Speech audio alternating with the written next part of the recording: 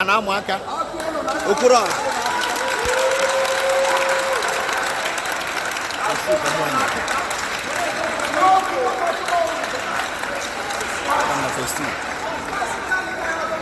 What the mic? Hey!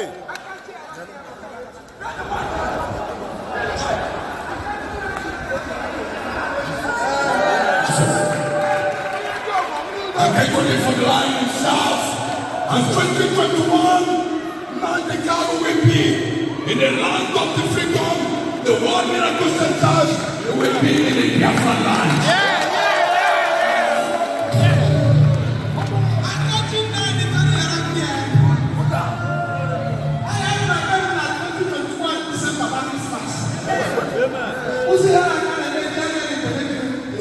No, we did it.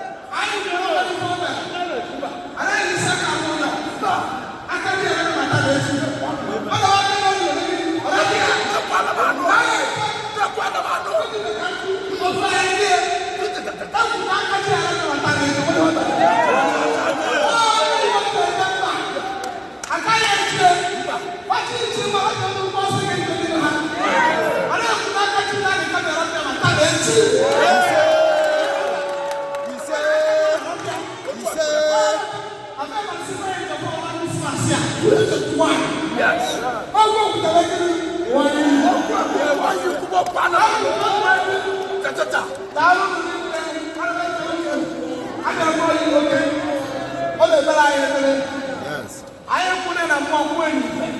That's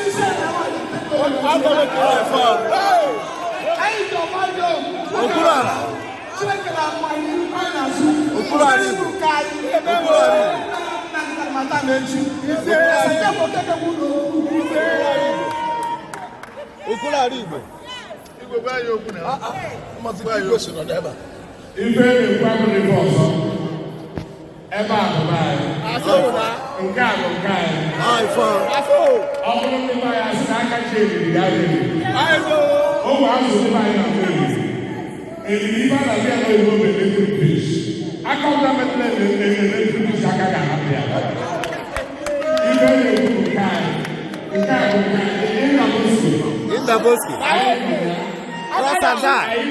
Cross and die. Cross and die. Oh, cross and die. Cross and die. Cross and die. Cross and die.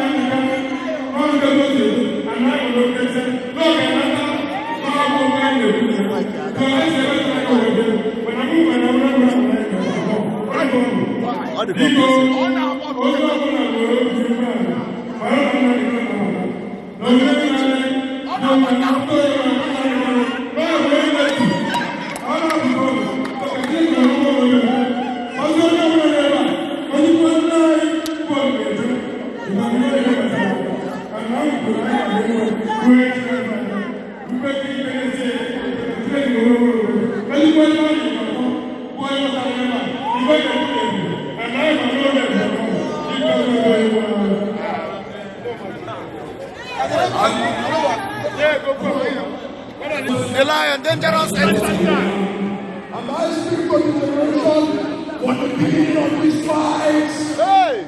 and there will be no peace. Tsunami.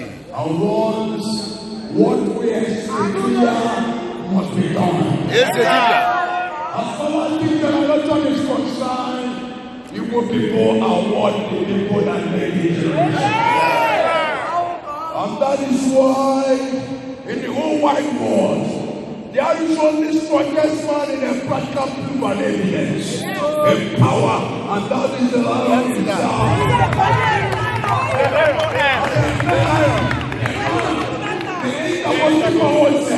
The man from Igbo land, yes, and like the great men also, and our big brother, and the leader of the Igbo land, and Mercy, and the only good man in the whole Nigeria, Mercy Nnamdi. I said about how many of you had what I said yesterday about him? How many of you was there? Yes. What did I say yesterday? He's the only good man in Nigeria. Yes. And that's what I told him, the whole church. And nobody believer will come out today. So we are here tonight, this moment, to declare to you the returning back of the strongest man. And the Nnamdi on December time. And this is why you do it ways. And nobody can stop the wings. Nobody can stop the wings from the throne. And the most people will say, and the war, and the fire. Hey! Hey! Hey! Hey! Power! Power! Power!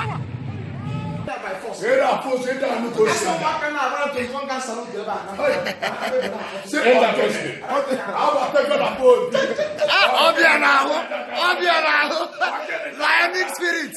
Lionic spirit. But we are.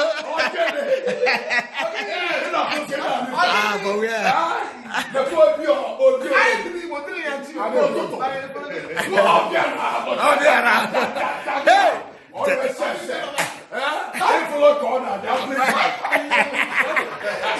To waste.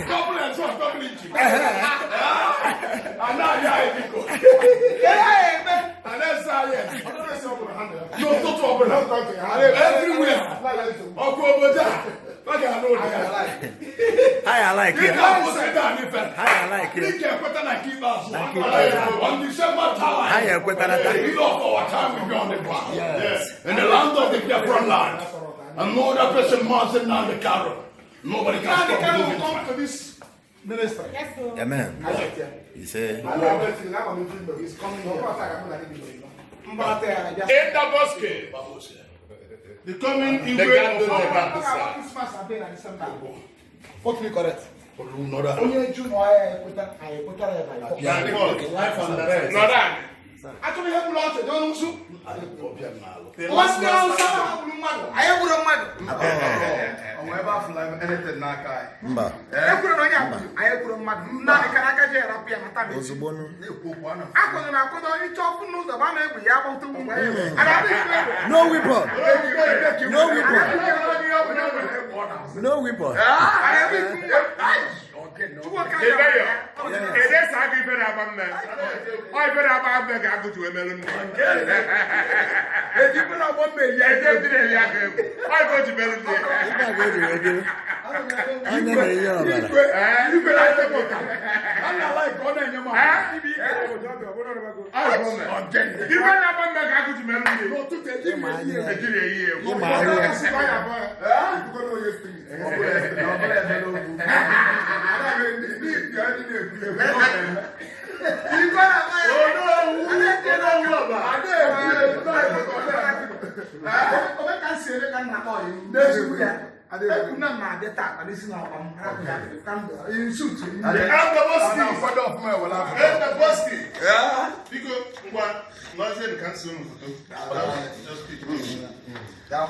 You can go the other side out. That side. You say what? You go the other side.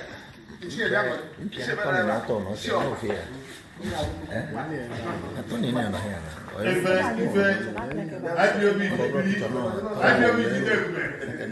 Now the car of Jahana, Barasaya, spoke to Guy Neme. And the most we are proud of you. I feel the worldwide is proud of you. Ever before now, you have been speaking for us. And God will bless your ministry the more. Amen. In Jesus' name. Amen. Just like our prophets have said, you are unstoppable. Yes. This ministry is unstoppable. Nobody will stop The you. Yorubas are doing their own. This is our own. Oh, yes, This is our own. The best crusade that you go On my own. our barrister, they appreciate it. I'm I'm speaking. If I be our barrister, they appreciate if you remember. And I am one. If you remember, they are representing us very well. Only age, Buma for Biafra. Mafekoro, Fagarapia, Uber money. If only Uber is your boy. Oh, yes, if you know Kurubasi, oh, we're going about only Jiba address in the Gani. Malaysia. When he said we're proud of you, before you don't see any, you have been speaking for him. Yes. And we're proud of you. Although now I am not proud of you, our lawyer will not come here. I can assure you that. Because no Juru, I feel this evening. I will say no problem, no Eje. Because never no, our leader not here. Whatever he says is the voice of our leader. Our leader gave a power of attorney to speak on his behalf. So we are proud of you and we're proud of this ministry. This ministry. I mean,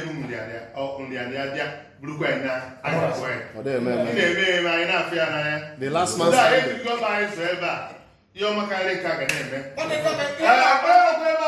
incoming Igbo of Oba. My favorite, Obi, I am the incoming Igbo of Oba. Yes.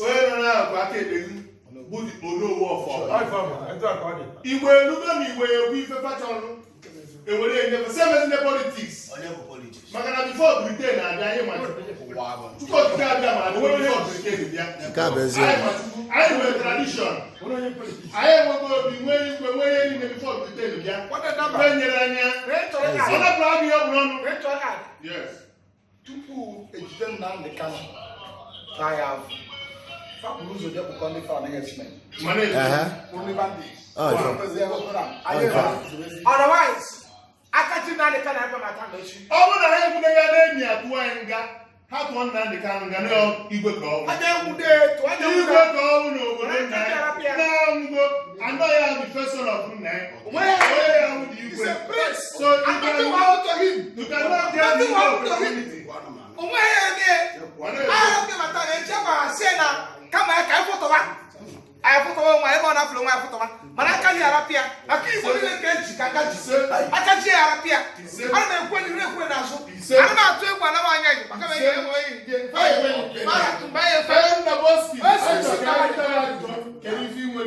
what I said, everything that the Igbo people and Biafra said is what the line I be saying from the beginning. Yes, Lord. And everybody have been hearing me. Yes. Everybody have been hearing what I said. I have never hide myself in public, in world television, that the whole world watch the World Miracle Center. And I used to tell them, one word I speak to them, always know that don't insult everybody that talking about Biafra. You saw my video. And I always tell you, respect that man calling Nnamdi. Yes, sir. Not easy. The video is everywhere. So I have said everything that everybody wants to hear from me, from the tele. I said to them, if they have any means to kill that man, I have said it, they have killed him.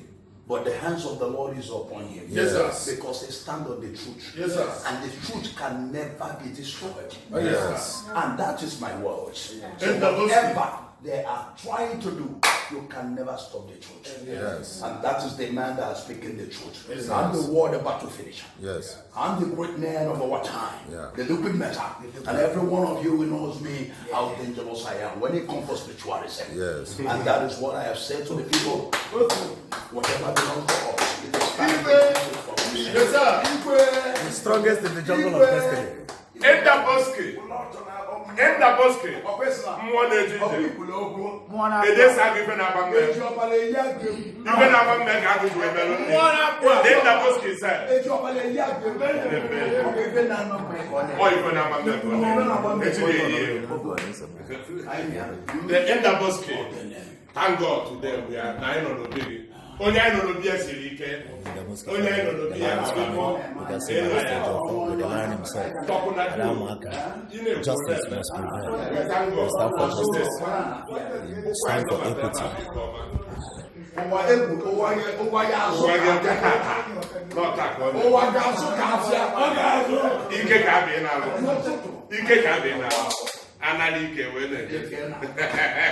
Then the boss said,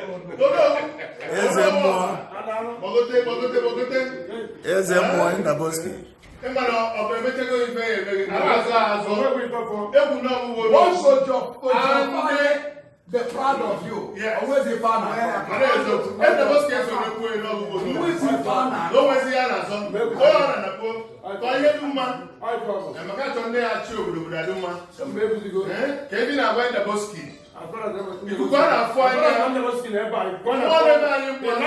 The lion.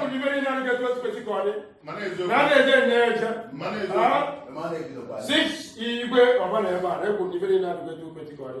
I didn't know never, I don't know how to rise Jama. No, if I need to form my say, for no we tell it. He says, for no we tell it. Don't go never. No, the very average. I'm not going Jama. I'm not going to go. Now again, even the woman, you know, even the one who goes to Petticody. Yes. What's in the Carbon 9? Can they put EJ? I got EJ Taka. I don't know. Nija we say Aka. No, got we get Gabba JJ because no good way to it. Man over here go Nani over here puts up. Yes. But I believe you never open. Naga say open. Yes. The five when I live, no below. My money put on Ike. They put in one big game. Ah? They put in a class if you have a get you know. The boss can't do now. Now, my name is Chile Media, I'm going to China. He said, when you come out, very young. Well, young man, everybody number. He said, oh, no, I'm going to come on. Come on, I can get on your money. Oh, the way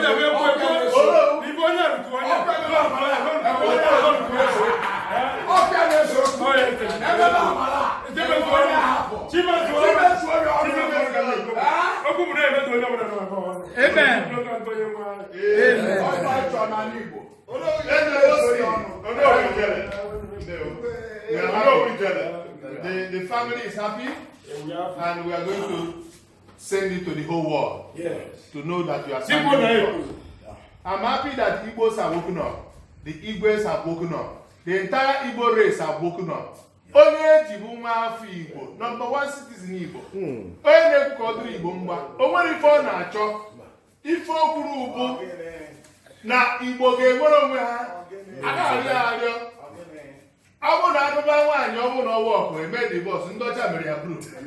Onye ọ na-anabe ọ bụrụ by force ada azọ so anyị kelere gị na abịa n'obi gị tata ịba aka na-enye ego nyere aja etu o si ere ka mmiri go esi n'afọ aka ha ejide ife ị na-eme erukwara anyị mgbe ebe ọ na anyị nọ anyị na-afụ anyị na-enwere ọhụrụ nweta ugozi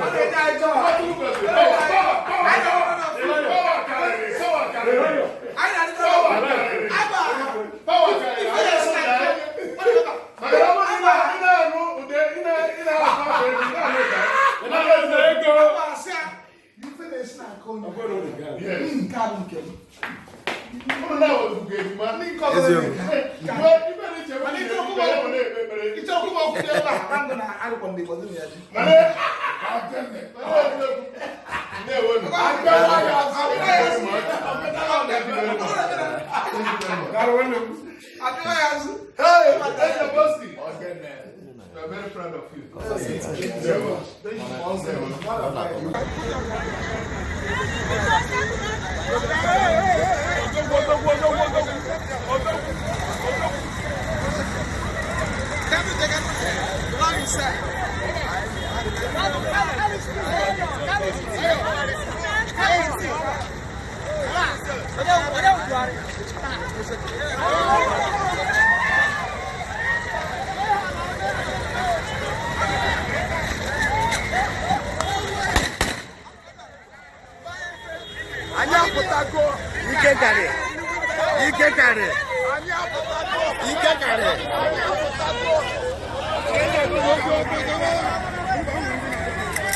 Ike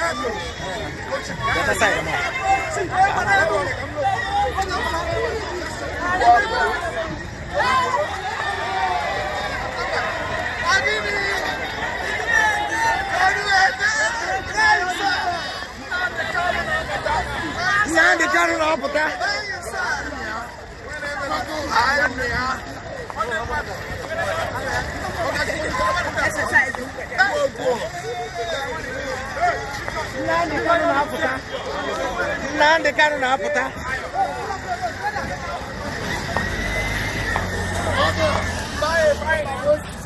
n'ụzọ 2021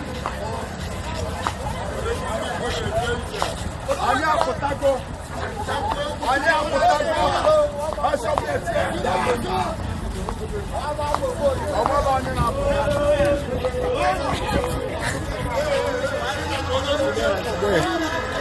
Nnamdi Kanu na-apụta.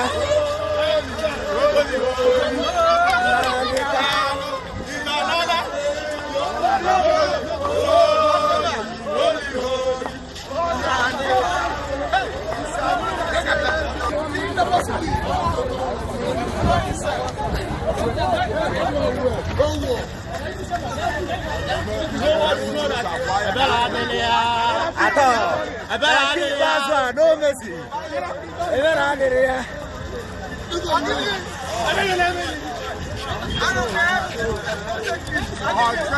Oh, again. One year.